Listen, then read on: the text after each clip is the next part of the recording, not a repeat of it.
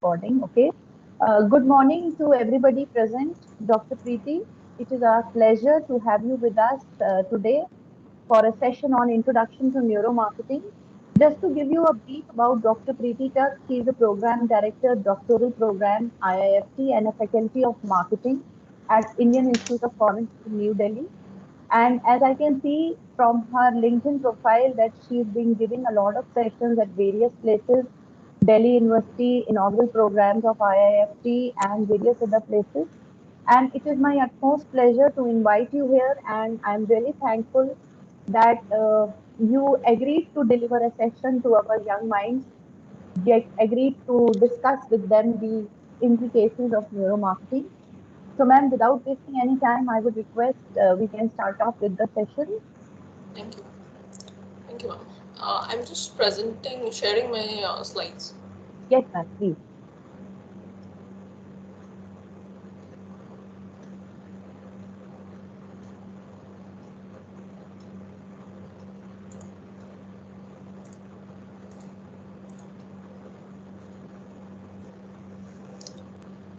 Are these slides visible?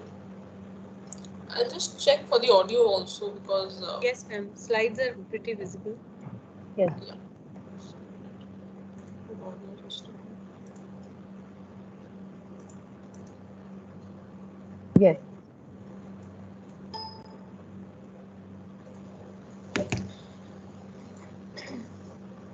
So thank you so much for inviting me for a session on neuromarketing. Consumer behavior is one of my favorite subjects. I am taking this course in the full-time batch and for the MDBs also. We have done, I have taught two specific subjects for in MDP, brand management and consumer behavior, which we also teach to professionals from TVS Motors, BHEL and others. And when I talk about consumer behavior, it's not only about when you just see that, okay, these are the stats and these are the consumers are wanting to buy this. These are all at a very natal stage, I would rather say. But when you think of neuromarketing, it gives a lot of depth to your research. It gives a lot of depth to your decision making also. But at the same time, neuromarketing should not be thought of as a that I can replace the traditional marketing research methods with neuromarketing. Rather, you will find that the corporates are trying to use neuromarketing, and at the same time they are supplementing this with the traditional research methods also, so as to make a much more informed decision about their products and services. So you may think that studying behavior is boring, but actually it's very interesting. The reason is that it's just not what you are reading in the books. You can see it in the market. You go to a retail store and you must also have experienced the same, that you pick a product from a shelf, you think something in your brain happens, you read the label, you read the ingredients, and then you put that in your basket. Or there can be another behavior that you put that product back in the shelf. Now, why that has happened? Can you think of some incident, a similar incident, and tell me that what were the reasons you put that packet in the basket or maybe in the shelf back? Were there any triggers? That package was a stimuli for you, but there was something which happened in your brain also. Yes, students? Can I have some inputs from the students? Students, please answer what ma'am is asking. Have you gone through the similar experience that you have read the contents on the product or maybe the price of the product and then you have kept that back? Yes, Then ma'am. what were you thinking when you put that product back in the shelf? Did Yes, your Shubham. Shubham, speak up. Yes, ma'am. So, ma'am, I went to a store which was a clothing brand. I didn't know about the pricing, but I knew that the brand was good with the quality and the type of fashion it provided. So I tried it, And when at the billing counter itself, I saw the price and I immediately put my legs back that I won't be able to purchase that because of the price. So yes, that came into me that this is very expensive and all. Expensive. And sometimes by just going to a retail store, you just see the colors of the shirt which are available, and based on those colors, because your brain is saying that okay, you do not wear these kind of shirts, you do not like the designs, the color is not very good, so accordingly your brain is giving certain senses, certain instructions to your nerves, and in turn your nerve is helping your muscle to take or put that back into that shelf. So there is something which the marketers feel that there is a buy button. So it's very interesting to know that what are the reasons which can help press that buy button. So let's try to analyze an event that happened and that shocked the nation also. What was the announcement made at 8 p.m. on 24th March 2020? Lockdown. Lockdown happened. Complete lockdown. Complete lockdown. We were already aware that okay, something will be happening, but we never thought that a very stringent lockdown will be placed. We all were apprehensive. We all were thinking that okay, something will happen related to corona. Government may take certain decision. But when suddenly this decision came that okay, now from tomorrow onwards or from 9 p.m. onwards, these things won't happen. What happened to our brain? Were we very relaxed that okay, हाँ ठीक है, lockdown है, I'll manage? Two things. First, the emotion part, where you find that you were quite calm and relaxed. Your emotion levels were not very high. But the moment they said that okay, it's a lockdown, the emotion levels went up. Your higher cortex, which I'll be discussing, it was disabled. There was a fear, there was anger, there was hate also. Of course, there were some students who will feel that okay, now I don't have to give examinations. Examinations will definitely get postponed. So there was love for this decision also. And of course, frustration and disgust. So what was the immediate, how did your body response was? You find that maybe you are away from home, suddenly your brain will consume too much of your energy, you will feel hungry, some people will try to sleep. On the other hand, some consumers went to the market and there was panic buying. There was a trigger. You find that in Indian context, all the consumers suddenly were on the roads to buy medicines, to buy milk products, some eatables, etc. And of course, for some there were a hoard of liquor also. So there are different consumption pattern. If you must be reading about how in US, how in European countries, people were hoarding hygiene products. There was a panic buying related to hygiene products. They want to eat something which will give me an immunity. You will see that many companies in India also, they came up with products which will enhance your immunity. Every second company, I would say, that they used these words: immunity, killing virus, and giving protection. All the companies which are making products in the domain of house cleaning and disinfectant, they categorically mention that it kills the germ or the virus of COVID-19 also. That's why the president of US, Trump, said that okay, people can drink these also. So of course that was not very relevant.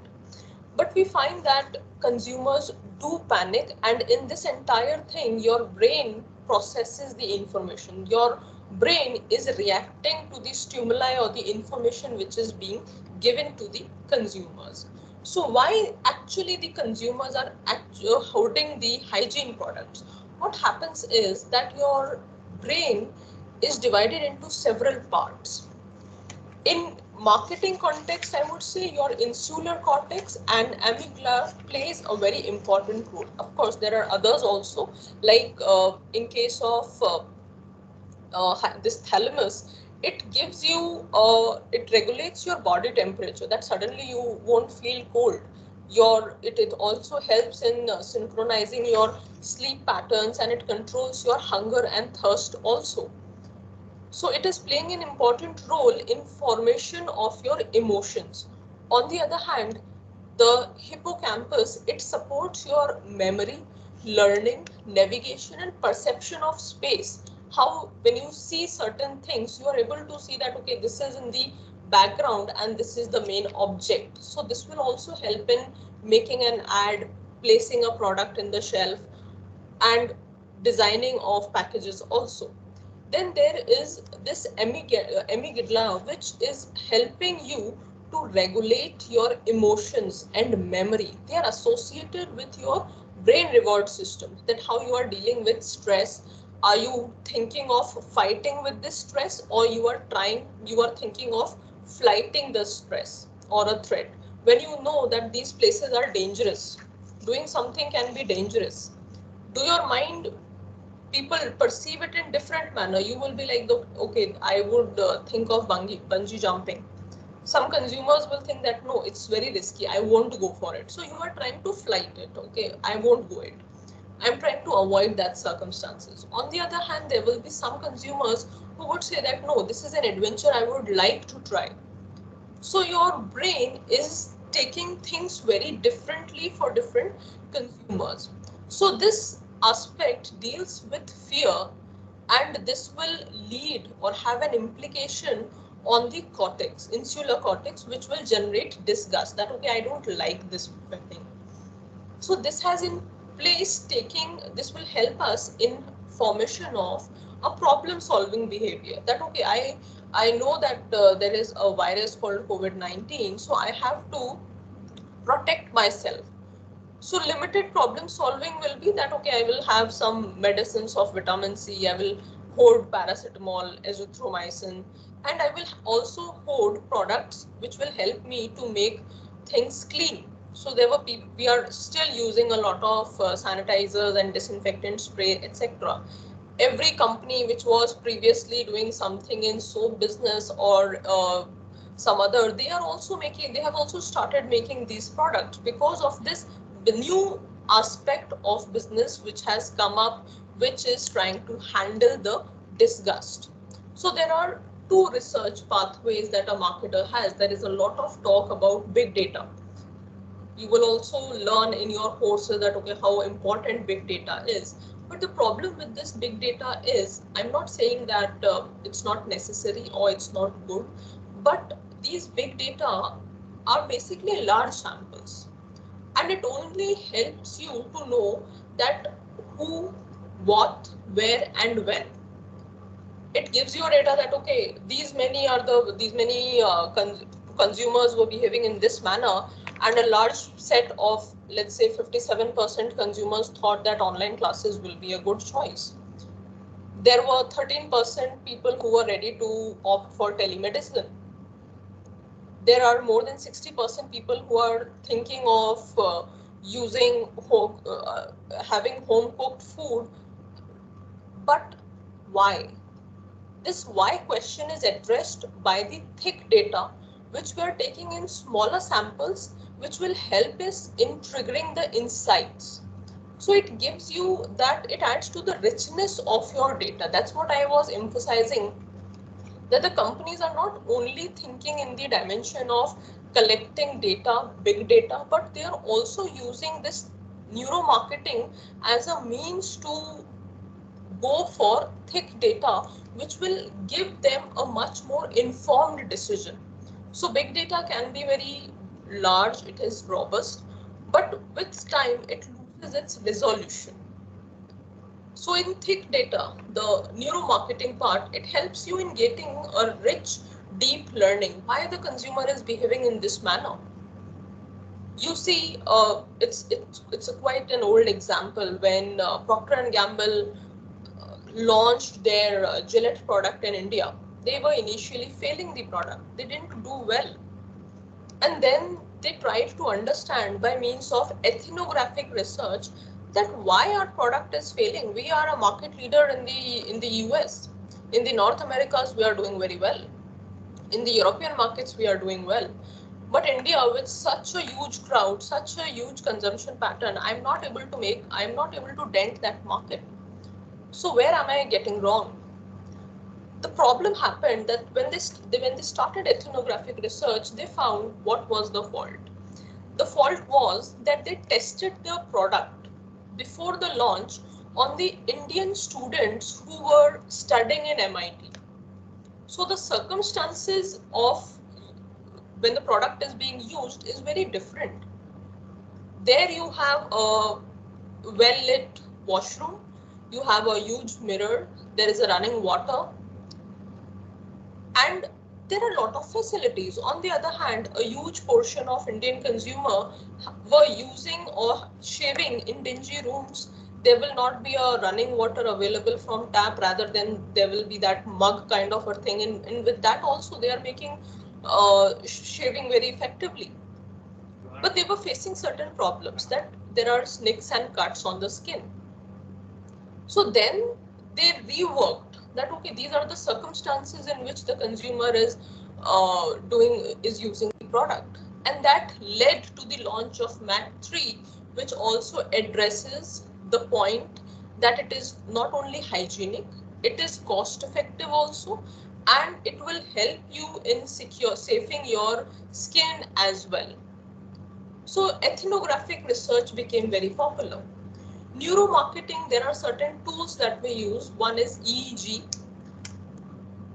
In this, they are actually trying to know that what is the your brain functioning.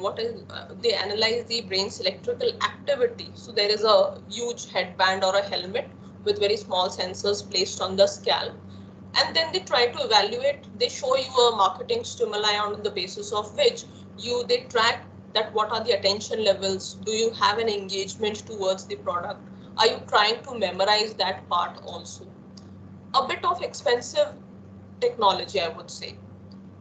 Then functional magnetic response imaging, resonance imaging. This is quite a popular one, wherein they are trying to know that what is the blood flow in the brain. You will find sometimes when you are using a product, there are emotions running into your body. When you do adventurous activity, do you feel that adrenaline rush? Do you feel happy about it, that okay, I'm doing something very exciting? Then comes MEG in neuromarketing. This is equally expensive. It registers the magnetic activity in the brain with a helmet, which is having around 100 to 300 sensors. So you don't have to put it separately, the sensors. Then the PET in neuromarketing, it's an invasive technique. It is measuring the metabolic activity of the human body. So especially the FMCG companies are using these PET neuromarketing. However, getting sample is difficult. Consumers may tell you a big no, that I don't want to be a sample. Then ECG. This is one of the most affordable technique. It is convenient. Here we are trying to measure the electrical activity of the heart. So there are sensors which are placed on the skin of the sample, on the sample unit. They are trying to get information on real-time basis on the emotional state of participants in response to the marketing stimuli. You run an ad, you show a product. Is it giving you a positive feel that will help you in gaining information that, okay, whatever product I am making, the taste of the product, the flavors of the product, the package color of the product, that is good or not. Then comes galvanic skin response technology. So here they are trying to know that whether there are some galvanic responses or maybe minor changes in the skin perception. So there is a galvanometer for that. So they are trying to know that when your skin is having a calm, you will find that sometimes when you see a movie, like the other day I was reading an article related to the Kashmir files, which also discussed the consumer behavior. There is a theory behind it. It is called as a hedonic reversal. Sometimes you know that, okay, there will be unpleasant responses, there will be an unpleasant feelings while watching a movie, but you still want to see that. You want to get in that state of stress. You want to get in that state of empathy, that okay, these things happen. So you are opting for a hedonic reversal. There is an eye tracking method also, in which the marketers are trying to measure the subject's pupil dilation. When you see a product, when you see products in a shelf, you see it in a very different manner. When you see a package design, your eyes just get stuck at some place that, okay, this is such a beautiful thing. The facial expression analysis, this is also a very affordable option, because there you just using cameras and then trying to note down that whether there are some changes in the face expressions or not. An image comes on, the image pops on your screen, and you are surprised that, okay, such a beautiful product it is. I have never seen this design. I can opt for it. Suddenly a pop-up message gives you your notification comes up that, okay, there is a 50% off on Domino's, flat 60% off for these 3 hours on Myntra. You immediately go on that application just to see that, okay, what is happening? Is my favorite product, which I have loved it, I have shortlisted, is there 60% off available on the same? So facial expression also changes. And then implicit association testing, wherein you are trying to measure how quickly people can associate different concepts with each other. Are we trying to think that a message is being given by some company? Like I'll be discussing about a cosmetic industry, that how concept test, how the Zoltman technique is being used very effectively. So all these tools and techniques, out of these tools and techniques, EEG, MEG, PT techniques are very expensive and rarely used. On the other hand, ECG, fMRI, galvanic skin response, eye tracking, facial expression, and IoT is being heavily used by the neuromarketers.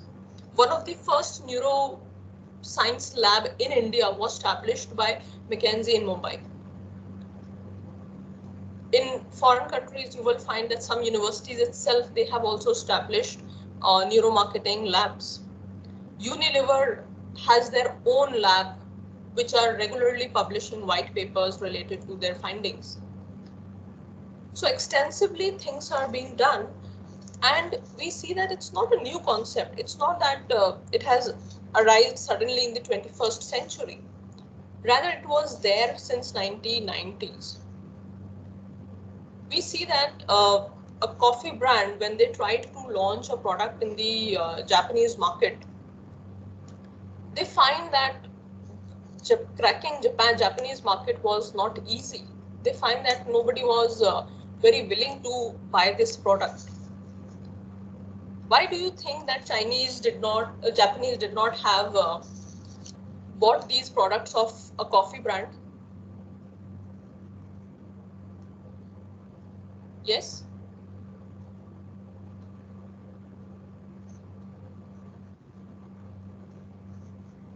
Any idea about Japanese market? Yes, students, respond. Anyone who have an idea about the market? When Prime Minister Narendra Modi went to Japan, he specifically went to their, he performed a ritual related to a beverage. What was that, if you can recall? One Yes, student anyone? One student has said it in the chat section that he's saying tea was the major reason. Ma'am, am I Yes. audible? Yes, Aditya. Yes, Aditya. Yes, Aditya. Ma'am, so as far as I know, the tea was the major reason that they weren't actually going for the coffee, because tea ceremonies are very popular in Japan as well, and it is considered to be a very peaceful one, because they take tea ceremonies and drinking tea as an art. So they give a higher preference to tea rather than coffee. That's what I have heard from the researchers and stuff. In fact, tea is part of their tradition. They have a lot of cultural attachment with tea. They have tea ceremonies also. Yes, ma'am. They are specifically conducted on the top, and they are specifically for the relaxing. Like people treat shopping and these kind of therapies, right? Tea ceremonies are also considered to be a therapy in Japan for for a person who is like in extreme stress to relax. That's what I was studied. So the example which I am taking, it's of Nestle. So when Nestle went in the Japanese market, they found that there were little takers for coffee. They were not having instant coffee also. So that's when it is around in 1975. So there was a very popular psychoanalyst. He's a French psychoanalyst. I would request you all to learn more about his experiments. His name is Clotaire Rappel. So he was invited to Japan by Nestle. And when he tried to know that why people are much interested in this product called coffee, he analyzed their behavior, and in their behavior it came out that they have never tasted the product. They don't know about coffee.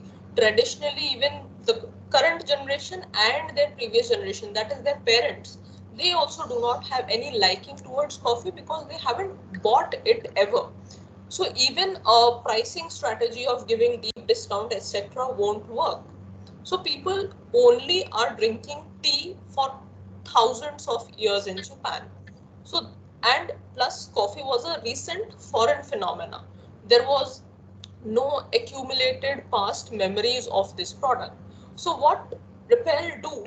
He took certain experiments and then he gave his research findings in which he suggested to Nestle that they should launch coffee toffees, because this coffee toffees made of coffee will help them to first bring in that aroma. You should know that how that product smells. So they launched toffees for children, and when a product is getting introduced to the children, who will be buying it? The parents. Parents.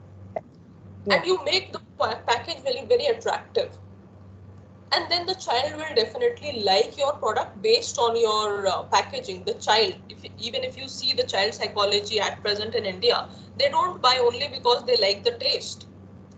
You see this product called Kinder Joy. Kinder Joy doesn't only sell because they say that okay, it has vitamin B12.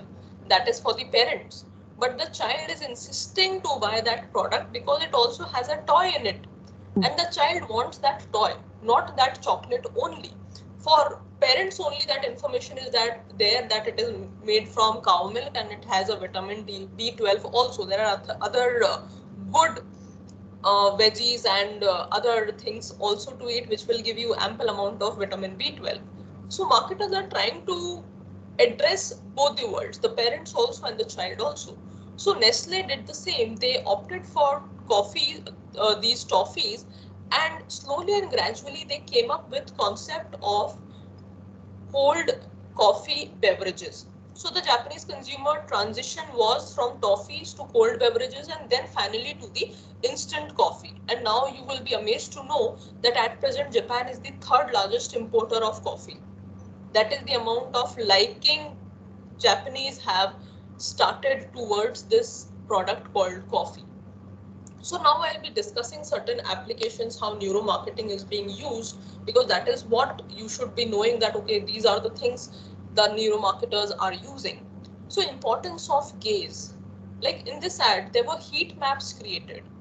They tried to know that when you introduce a copy of in print media, what people will look at. So in the first image towards the extreme right hand side, there is a child, there is a baby, there are certain diapers, and the ad says extra gentle for the most sensitive skin. The heat map suggested that the people are actually not seeing your tagline, they are not seeing the piece of information which you are giving, but rather the baby. Because in the entire copy, the baby is the one who looks very attractive, a cute, chubby baby. And then the research suggested that if the child is looking at what you want the viewer should focus, then only the viewers will also look at that point. So then the new copy, the edited copy was that the baby is looking to certain content. So the baby is looking towards engage, extra gentle for the most sensitive skin. And then the consumers, the viewers who are viewing this ad, they also saw that what is actual focus of the content. So the new heat map suggested that the viewers are still looking at the baby, but they also are looking at your content. So the red marks are the more number of items or areas which are attracting the viewers more. Did you get this heat map? Red, yellow and green. So red is the highest place which is most sensitive towards the gaze of the. So neuromarketing is also used in effective packaging. So there was a research done by Frito-Lay in which they felt and they get to know that there are negative responses if your product is very shiny, product package is very shiny. People don't like those products. So then they changed their package. Their package went from that shiny element in that package to a much more matte look in the package. And then, of course, the same was imitated by other companies also. You see the package design of many other companies, including beverages. They also use a matte look in their product package. Then the importance of color. So studies have suggested that red is associated with excitement. Blue, on the other hand, gives you a lot of security. Blue is also used by companies to tell them about their friendliness. That is the reason that Facebook is one company which extensively uses blue colors. And blue is also very cool blue, not dark blue. Cool blue is also used to attract the professionals. There are studies which says that young professionals are more attracted towards cool blue colors. So how do you evaluate satisfaction of the consumers? Are the consumers satisfied with my product and services or not? What are they thinking about the ad? So you can conduct a emotion response analysis, which is using the EEG imaging. So in which you can evaluate the satisfaction with a maybe dermatological treatment. You go for facials. You may not be able to see many visible changes, but you felt very good. You will find that, okay, somebody will say that, see, the tan has been removed from your skin. Your hair is looking much more beautiful now. So you also get satisfied. Okay, the hair is looking beautiful on me.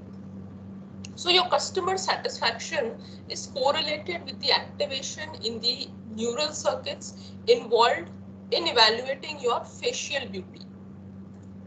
So this beautiful ad from Sony Bravia was done. And first you see on the ad, and then we'll be discussing, did you see a frog effect?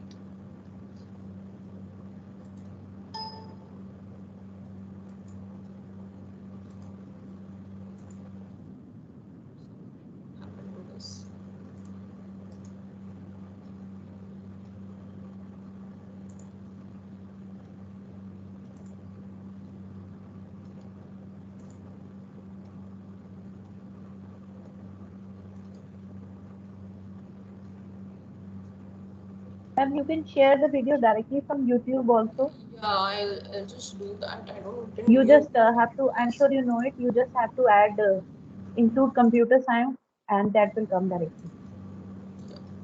Just 1 minute.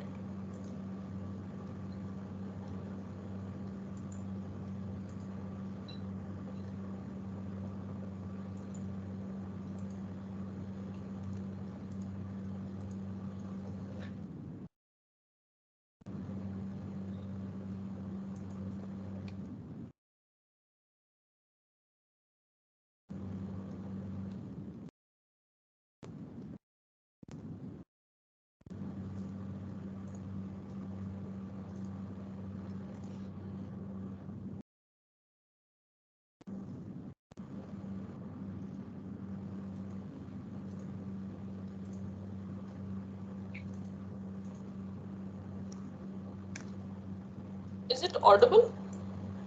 It's visible right now. Is it audible Yes, now? audible. Yes, audible. Audible. Just see the ad carefully. One night to be confused, one night to speed up truth. We had a promise made foreheads and then away, both under influence. We had divine sense to know what to say. Mind is a razor blade to call our hands of above to lean on. Would it be good enough? Lean on.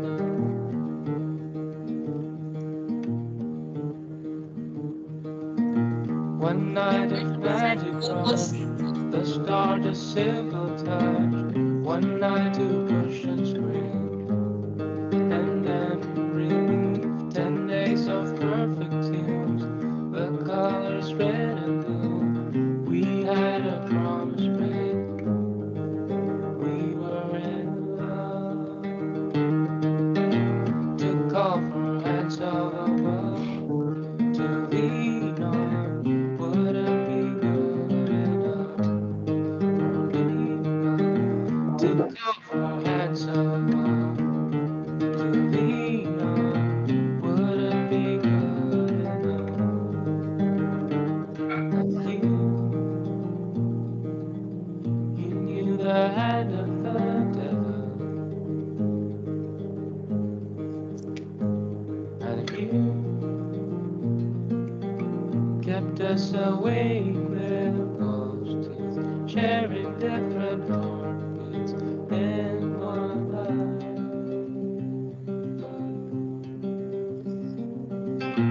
To call for hands of above, to lean on.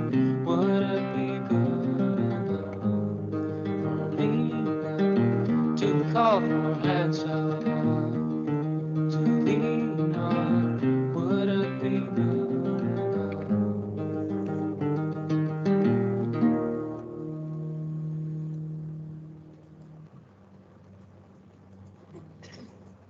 Yes, this ad was part of a research which suggested that these colors, they wanted to discuss about this LCD television in which they wanted to tell the world about the colors.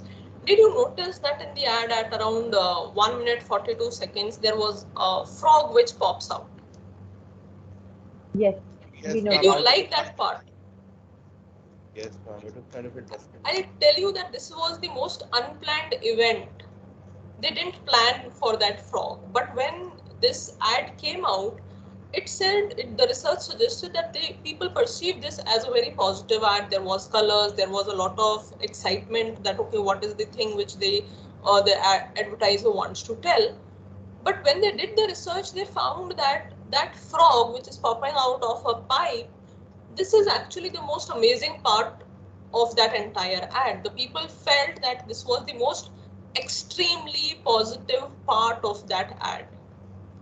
Unplanned. It was unplanned. People didn't plan for it. I would request you to see the videos which tells you about the making of the ad color like no other. So this I just share here. So this ad is part of, it became a very popular thing, and then a term, marketing term was coined about the frog effect. So it tells you that maybe in an ad, maybe in a piece of information, there can be something which will give the consumers a extremely positive information, a extremely positive response, which is called as a frog effect.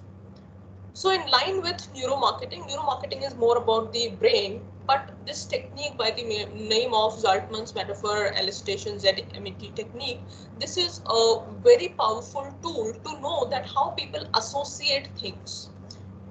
And it is of course not very expensive like most of the other tools. So implicit association technique is also being imbibed in this.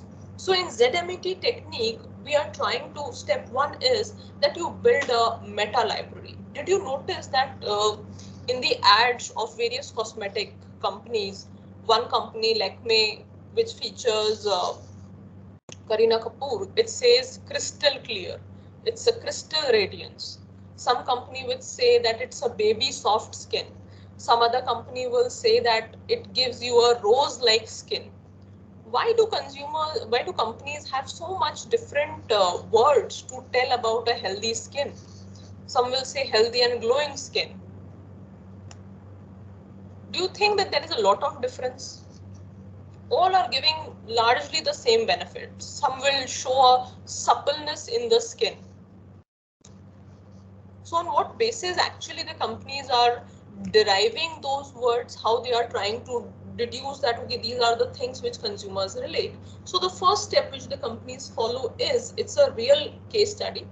They build a meta library. They try to know that there are some around more than 200 images drawn across the theme. It's not only about skin of the person. It can be a landscape, it can be leaves, it can be about nature, river, water, certain objects, a pillow maybe, a cotton ball maybe, and then people.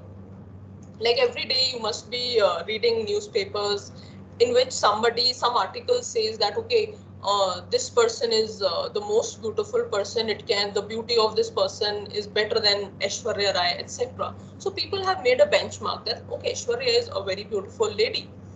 So they are trying to compare every now and then that, okay, this person looks like Aishwarya, and maybe when you see the image, you will be like, nahi yaar, Aishwarya to nahi lagti hai ye. But the marketers behave in a very different manner. They are first building a meta library, and then in that itself, in that meta library, they are trying to capture diversity of sensations.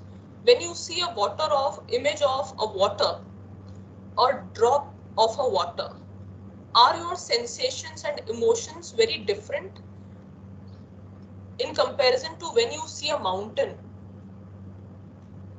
Just think, just imagine, when you see images of beaches and when you see images of mountains clad with ice, are the two emotions very different? The moods are different? Yes, students? Okay, Somewhat, so yes. yeah. Yes.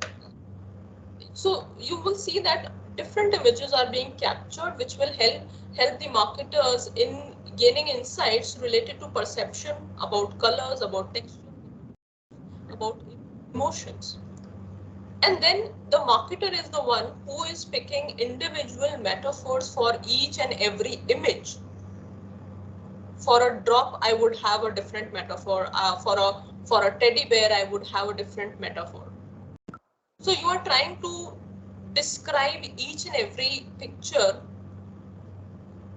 for the marketer, and then they will ask the individuals, the subjects, the consumers, that, okay, you pick up the pictures which describe your feeling about a healthy and beautiful skin. Somebody can pick up the image of this pearl string. I like a skin which is having that whiteness in it. Somebody will say that, no, doodh jaisi honi chahiye, it should be like milk. Somebody would be saying about using a fabric, satin. Somebody will think of vitamin C, कि vitamin C से product अच्छा होता है, so it's like orange is very useful. So I can use any image to describe that healthy and beautiful skin. And then the third step, you start building the meta wall. Each individual was asked to describe the reasons for her choice, why you are choosing this product, why you are choosing this image, why you have chosen milk. So if a person who is taking example that, okay, skin, for describing a healthy skin, I'm using cucumber. So people will say that, okay, I feel that it's comfortable, it gives you clean and clear skin, it's problem free, it's relaxed. On the other hand, some would say that, okay, baby soft skin, babies have a beautiful skin, so you want to keep touching. So Ponds came up with an ad, googly googly bush. It's chubby. So they have baby soft milky skin. For water, it's like healthy from inside, it's natural, it's moist. So for Saturn, people would say that, oh, okay, it's like a star, sitaro jaisi chamak. So you use celebrities in those ads to communicate the same. And then the fourth step, you discover meta spaces. So with all the pictures on the meta wall, you will have to discover the commonalities among the pictures and the key characteristics verbalized. So like for baby skin, you have chubby, baby soft, tender, dye to touch. Soft and smooth, if person says about soft toy. Soft and tender and delicate, if people are trying to evaluate skin with a petal. And for a satin thing, soft, satin, smooth and silky. So these are grouped together to create different meta spaces. So one meta space which will have all the characteristic of this. So there are certain examples of meta walls created by the consumers, and you will find that each will have different terminologies. If you club the water, flowers, pearls, and this cucumber together, you will have spotless, blemish-free, and clean and clear skin. If you have coconut, green leaves, rose petals, orange, and water, they will say that okay, this is healthy and that skin that is breathing. If you have more into satin celebrities there, you have pearls in it, so that will be evaluated as a glamour skin. So there are certain adjectives that we need to give. So for active and healthy skin that breathes, we will say that okay, it has to be fresh. There will be some natural, attractive, water-like, morning fresh, nourished. So you will describe the skin now that okay, what is healthy? There is an inner glow, there is a radiant. You should look fresh throughout the day, and it's without makeup. You don't need artificial things. So how do you do that? How do you get that? So I will just opt for a cleansing and a moisturizing. I'm not putting all those makeup and all. So then you amplify that, okay, how do I say this? So I say that, okay, how do I feel owning this skin? I feel evergreen, I feel fresh, carefree, and a girl next door image, but still very confident and attractive. You don't have to be a celebrity to be confident. So you portray them in that ad also. So to the world you are saying that, okay, this is center of attraction. So like previously, the ads will always showcase that, okay, there are good marriage proposals being coming to the girl who is beautiful, who is having a beautiful skin. But that has changed now because the society has changed. So they are more confident, they are trying to gain important positions, they are doing well in business and in sports, etc. They will showcase the same. So you empathize with the facet and within reach that it is naturally attractive. So now you come up with a concept testing board which says that, okay, I'm launching a new Vivel neem bathing shampoo bar, which is having some neem oil and aloe vera. So the soap is pure and mild because neem and aloe vera are there. It is gently cleaning the skin. So you will have a skin clear and baby soft, making you feel beautiful and confident. People you are using in those imageries are also girl next door. So there are certain keywords which you use while thinking and measuring your different aspects, which will help you in getting more information that how the consumer is actually placing importance on different stimuli which the marketers are using, how they are responding to different aspects. So with this, I end my lecture on neuromarketing. Are there any questions from the students? Thank you so much, Dr. Preeti. It was so mesmerizing to listen to you. Wonderful. So, although it's already 11:10, and I'm sure these students have another session on MS Excel, but I think we can take one or two questions if somebody has. I could see Muskan raising hand. Okay, yes, Shubham. Yes, Shubham.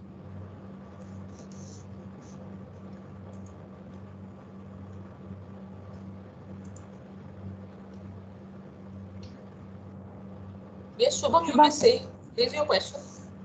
Shubham, you have to unmute yourself. Yes, ma'am. Yes, ma'am. Ma'am, actually, I wanted to ask about, I think that consumer behavior has been like growing very well, and we can formulate a device that could be easily identify what are the consumers are thinking about, like in their purchasing. For example, they are visiting a store and they want to purchase a particular a product, and the salesperson is not able to understand the consumer fully, so they depart the store immediately. So to overcome that, we have truth detecting machines, so we can formulate a device that could be easily wearable, and we can give them to wear it and easily identify the product. See, one thing which I didn't discuss is about the ethical issues in neuromarketing. There are a lot of questions being also raised that is it very ethical to use neuromarketing? Because like when you are talking about a device, maybe the consumer say that no, I don't want to wear it. Why I should wear it? You may use the type of how their body is reacting as in a different manner also. There can be a misuse done. Already there are a lot of, I would say, invasions of privacy of consumers. So I don't think that it will be very feasible. Maybe there were eyeglasses being introduced for eye tracking, which people use, wear it, and then you will be able to see that how the consumers is looking towards the different products. But those type of eyeglasses are also being disbanded. Like Google also came with a Google Eyewear. But thinking about this privacy dimension only, that product got banned in many countries. So it will be very difficult to make wearables to know about the processes which is happening in the brain. Right. Also, I think there could be a kind of a thing that people are being paid, consumers are being paid to wear those devices. So maybe the results that come would not be. Incentives are being given, but those are very limited, I would say. There is a big data which gives you an information that these are the products which are being bought in this much period, and then a small sample of focus group interviews or maybe these tools which are being used in neuromarketing that are being used to supplement that data, and then insights are being given that why the consumers are behaving in this manner. So companies are using neuromarketing, but they are very cautiously, I would say. Yes. Yes. Okay. Any other student has a question? Muskan and Gautam had raised hands in between the session. You want to say something? Muskan Ramkumar and Gautam? No. I think, Vandana ma'am, shall we close the session then? Yeah, ma'am. Sure, we can. Thank you so much, Dr. Preeti. It was indeed a pleasure to have you with us and to listen to that very interesting and an amazing session on neuromarketing. It was great, insightful for we as a faculty also. Ma'am, there is just one request I would like to make. We at Amity University have a very great process of updating our syllabus every year, for which we keep looking for faculty feedback from other institutions. So there is a format for it. So since you are a faculty in consumer behavior, I will mail you that format. It will just take about 2 minutes for you to fill up and request you to please fill that. Okay, sure. I'll be happy to help now. Thank you so much. Thank you. Thank you, ma'am. Thanks Thank you, ma'am. Thank you so much. So we'll be connected and we'll look forward to more such amazing sessions in the coming months also. Sure. Thank you.